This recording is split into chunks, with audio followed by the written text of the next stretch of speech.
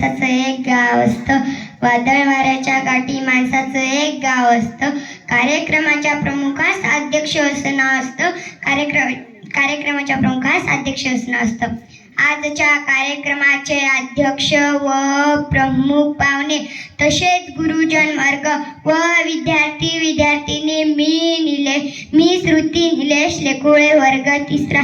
मी तुम्हाला 2 शब्द सांगित आहे, शांतपणे ऐकून घ्यावे.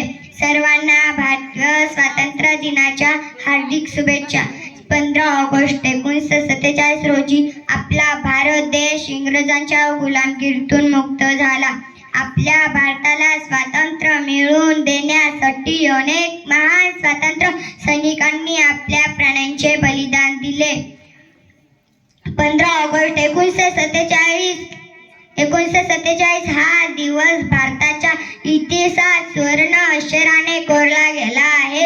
आपण अभिमानाने व आनंदाने जगत आहोत. भारतीय स्वातंत्र्यासाठी ज्या हजारो क्रांतिकारकांनी आपले अमूल्य योगदान दिले